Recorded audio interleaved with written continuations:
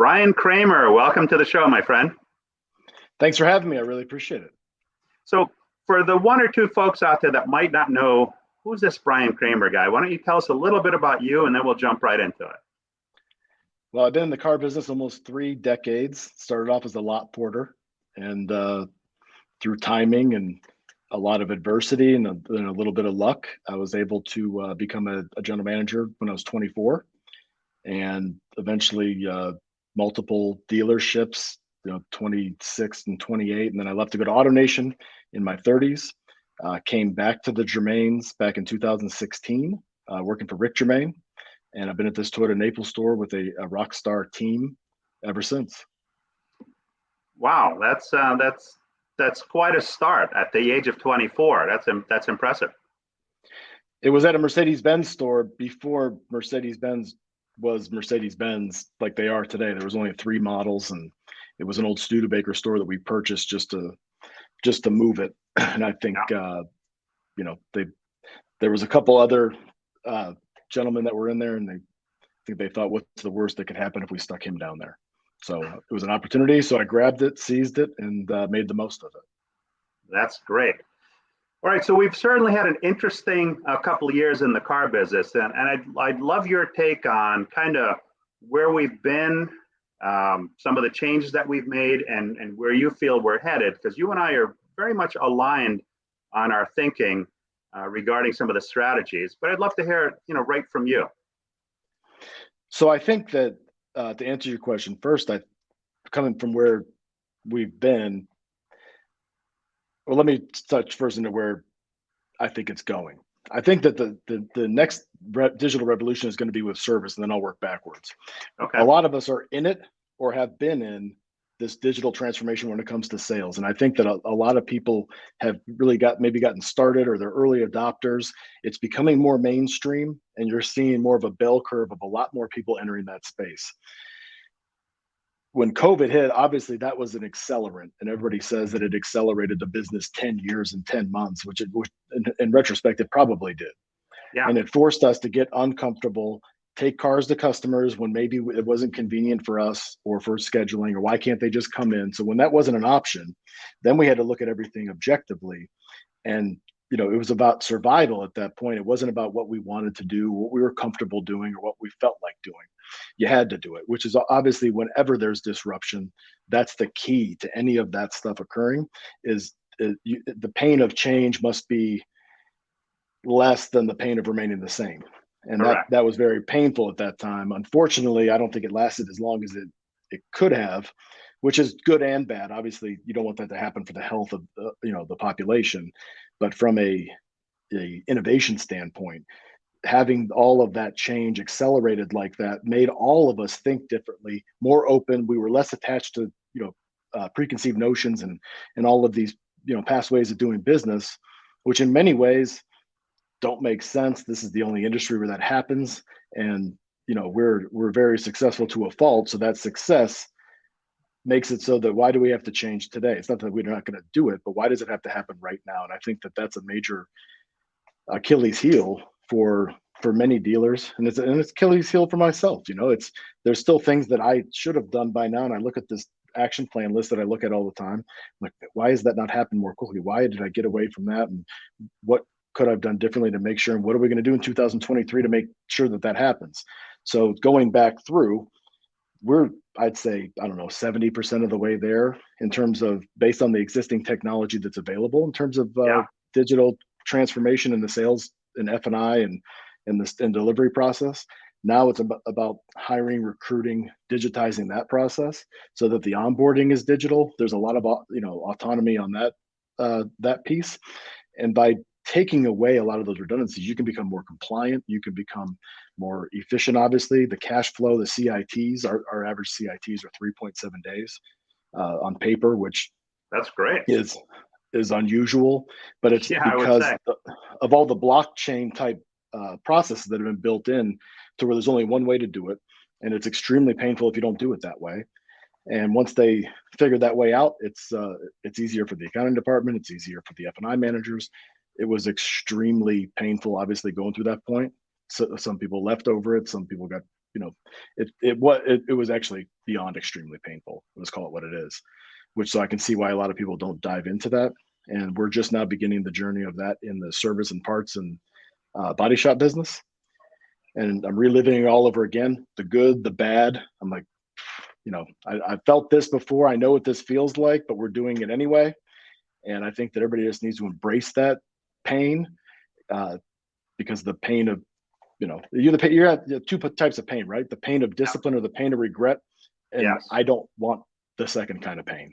I'm with you on that one. What's interesting is, to your point, yes, we have accelerated in our mindset, in our thinking, in our actually doing some of the things that we've been reluctant to do.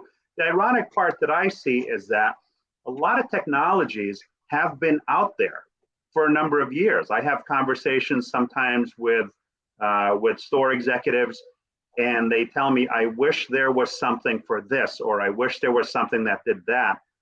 When I chuckle on the inside, because I know that a lot of that stuff has been out there, but because we haven't been put into a position where we had to do it, we chose either not to look at it or just not to do it, because the pain, the change was greater than the pain to stay.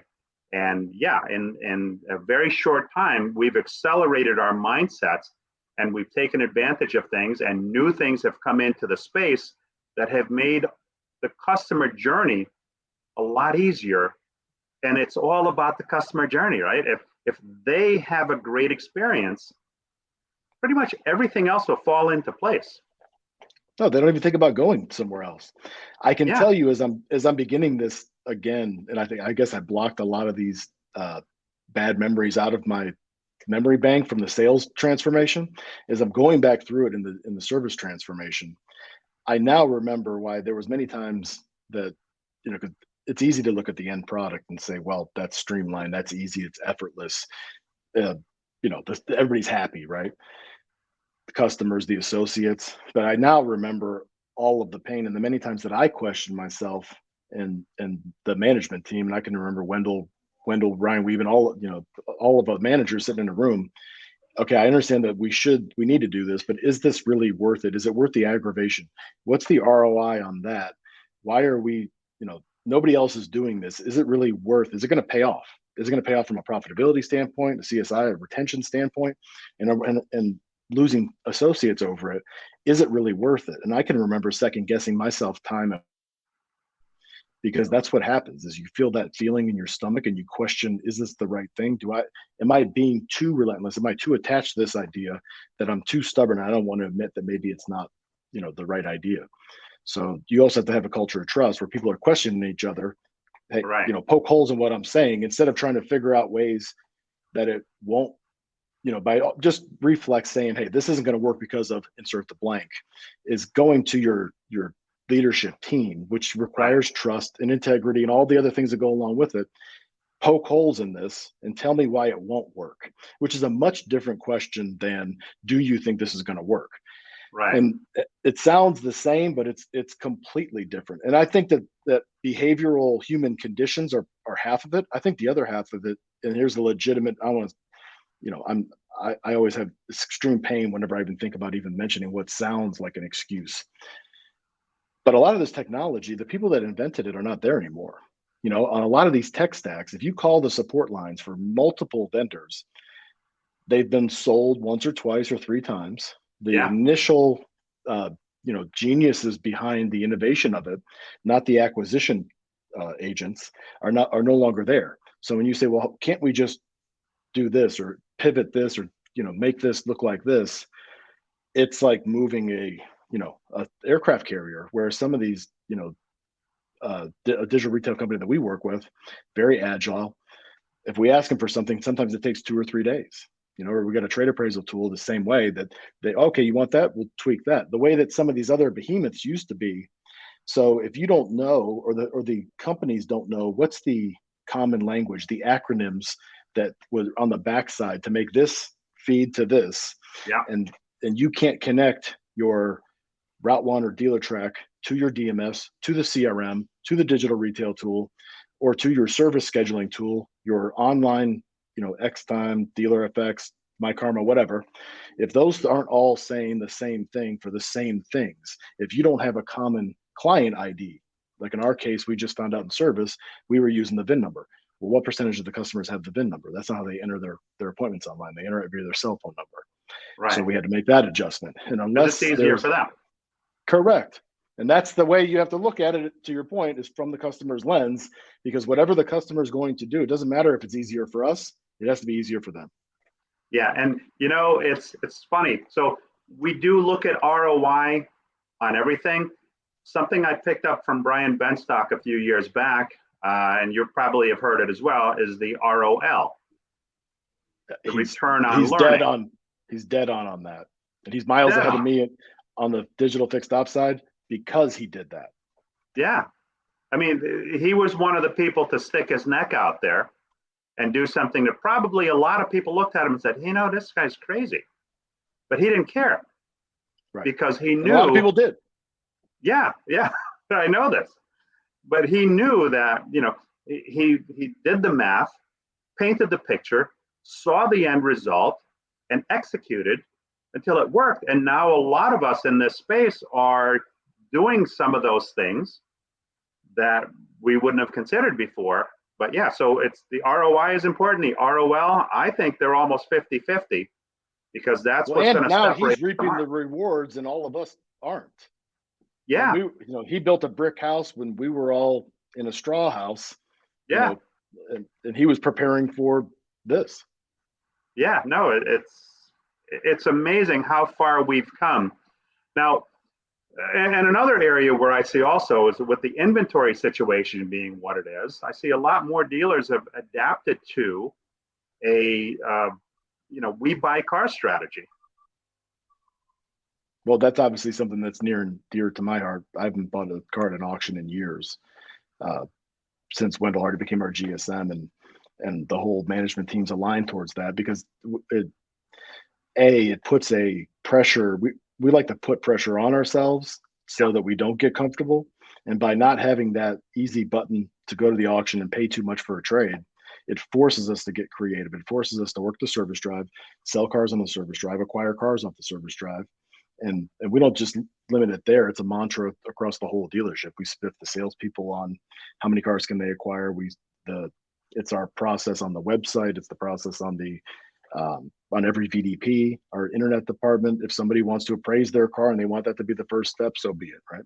And if they want us to go take a salesperson and go to their house and appraise the car, we'll do that too. They want to appraise it on the service drive. They want to appraise it remotely. They want to appraise it in Chicago via the internet. That's fine. We can text it, email it, live chat it. However they want to transact is how we're now prepared to transact.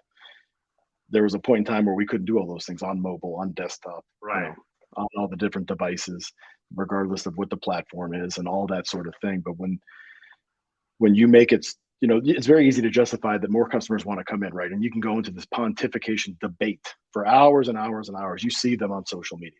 Yeah. But when you fully, and I didn't realize this until I offered the customers every single option. And doing that, you have to be able to connect all the dots and integrate everything and make sure that it all flows. And Jared Kilway's, for us, is a genius that is able to connect all that like an air traffic control tower on the one tarmac. But when you have all that, and then you can actually look at it unmolested, where we're not manipulating the customer and saying, well, it'd be a lot easier if you came in. Yeah, we could do that, right. But why don't you just drive an hour and make it easier for us? And when you just give the customer the option, they do a lot of things. The data says the flip opposite of what we all thought it was going to say. And then we can use that data to build processes around the way they behave, not the way that we thought they should behave. Exactly. I've spoken with so many account managers that they're all excited about a report. And I said, whoa, just slow down there for a minute. Put yourself in the client's shoes. How does the client feel about the results? Do they share your enthusiasm, or are they going to come back with, well, that was our customer anyway? Even though they never called them, they never messaged them, they never sent any communications out to them. And just by dumb luck, after a couple of communications that you sent out, they came in. So we need to always be ready for something like that. And the beautiful thing about the buy from your service drive customers or your local market, for one, it's money, right? When you go to the auction, we all know that sometimes by the time you're done buying the car, transporting the car, running it through recon, you're into the car for retail. And then where are you going? If you're lucky these days. If you're lucky. I'm trying to be nice. Right. No, I mean, these things are going for $4 or $5 grand over. Crazy. MSRP. No. So, I mean, try in a paradigm where nothing makes sense. Then you've got the recon. Then you've got everything on there. So yeah, it's everybody's, fishing out of a little pond this big when there's all these other options, but everybody keeps choosing to fish out of that same pond. And then the added benefit that a lot of people don't think about is, look, if I'm selling a pre-owned car, okay, and somebody asked me about the car, and let's say we bought it at auction. So right off the bat, we pay too much money. And we only know the car as far as what may or may not show up on a Carfax or some other report, right? And we all know that's not always 100% accurate. But that's really all we know about the car, as opposed to this car. You know what? Mrs. Jones, a local resident, bought this car and serviced it here. She's done all of the maintenance. We have the history of the car. It's a local car. And we after knowing all of what she did to the car to service and maintain it, we also did our full safety inspection. We determined a couple of things might be needed in the not too distant future and elected to do that now so that you can continue enjoying this car as Mrs. Jones did. And by the way, Mrs. Jones purchased another car from us. It was the fourth car that she purchased from us. What kind of feeling do I have as a prospect looking at Mrs. Jones's trade-in in that scenario versus, yeah, we bought it at auction, we did a safety inspection, and yeah, doesn't it look great? Or I'll give you another option. How about when the sales staff loses confidence in your used car department and they start seeing half of their trades, they go to CarMax and they come back and they sell it for $3,000 to $5,000 more. And they said, hey, no big deal. I sold it to them, even with the tax credit, it made sense, but I still am going to buy the car from you. What happens the next time they want to buy that car? What does that do to the confidence of that salesperson when you're like, oh, no, we're putting all the money in the trades? Yeah. It's because, I mean, as you know, Carvana and CarMax, I'm interested in terms of how they appraise cars, but I'm not looking at them as a competitor when it comes to trade values, because we are as, if not more aggressive than they are now. We maybe weren't 2 years ago, but that's no longer the case because we're more confident in our retail strategy. And if you're not confident in your advertising strategy, your retail strategy, and your team's ability to execute, you get conservative and you play it safe. And nobody wants to work for a leader that doesn't take risks and that isn't bold. Nobody wants to play on a football team where you got a conservative going, on third down, we're going to run it up the middle and just see what happens. That way, at least we won't turn the ball over. That's not the play that great players don't want to play on that team. Right? That's no risk, no reward. Right. That's not the play we run. And here's the beauty, right? Everybody thinks they have everything. Okay, they have an advantage. When in reality, it really should be the home team advantage, because we've developed a relationship with these people over however long a period of time, whether they've bought several cars from us or whether they've been servicing with us for 80,000 miles, whatever the case may be, we own that relationship. They don't. I actually prefer this current market because it's created more parity. It's not about the biggest discount. It's not about it comes down to whoever has the best ability to execute.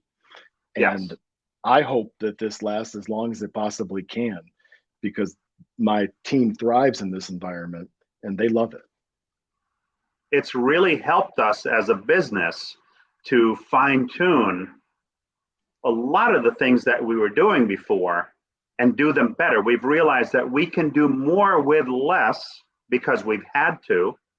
And we've found that, wow, we've record profits. The only thing that I'm a little scared of, and I'm not afraid to admit when I'm scared of something, is some of the crazy pricing may not necessarily work to our advantage in the long run, right? I see some crazy, I mean, I've seen addendums almost, I don't even want to throw out the number, but what does I've that seen do them for us? $75,000 on a Bronco or some crazy stuff like that. Now, I would say you can put whatever you want to put on a vehicle. What somebody's willing to transact that are two completely different things. If Right. anything, it lowers your credibility. Yeah. And I find that, because we used to do it, years ago, we'd put addendums on there. The grosses were lower because when you start them out that much higher, okay, you want to negotiate like that? Let's go here, right? Versus limited negotiation selling. It's Right. however, they're like, oh, you want to play by those rules? I can play by those rules. And then it just goes like this, right? And then it's just more frustration, more brain damage. And then it forces them to go shop somewhere else, which is, to your point, how all these competitors were created, and vendors across the world. Anytime that they create a new business, it's from something we were unwilling to do ourselves. I mean, That's the exact words I used the other day. Yeah. So when there's a lead generator, we're buying leads from somebody else. I was trying to buy another product yesterday. I was looking at grills, right? And the certain brand doesn't advertise prices on the internet. So, okay, so I get on there, I copy and paste the model number, I drop it into Google, and I said, do a different keyword search. I use that brand with the model number, price, and all of a sudden, boom, it comes up all over the place on Google Shopping. And okay, so now at least I know, but now I'm looking okay, so now since it's just about, I know how that experience is going to be. They're going to tell me to come in, even though they don't have one in stock, and it's going to be a bunch of brain damage. So now there's no unique experience. I didn't really care about the price, but they're going there. Why not just say, here's what it is? And but we don't even put the price, click to unlock, whatever. It's just click for Germain Express. And we find that people just go through it and they go real deep through it because that was a concern, but that's just the question they ask because we're like, it's what we're hitting with our CTAs. Right. We started it and then we get upset when our team is talking about price or the customer's talking about price. We're the one that brought it up. Yeah. And here's the great thing about price. It's mental. Price is mental to the customer. You don't have to be the cheapest. You just need to be in the game. You can't be so far out there that people look at you like you have four heads on your shoulder. You just can't. But if you're more money and you're worth more money, people will gladly pay it because of the better experience they're going to have. I would rather every day, all day long, pay more money and have a better experience than have to race to the bottom. No, we're not the best price. There's only one. We know who it is. There's one company that advertises everyday low prices. We're not that. Now we are, the simplest, fastest, and easiest place to buy a car in Southwest Florida. And that's what we hang our hat on. And we're not trying to be everything to all people. We're not trying to sit there and please everyone. We can't deliver the level of service. We can't be simple, fast, and easy and make everybody's lives and give them back their time the way that we do without a talented staff that's compensated, nor would the customer like that anyway. Right. Well, listen, this has been very informative. I appreciate you sharing your knowledge with the audience. I appreciate you having me on. I appreciate let me share, looking forward to changing the industry and leaving it better than we found it. Our shared philosophies, Brian. Thanks again. Thanks, Paul.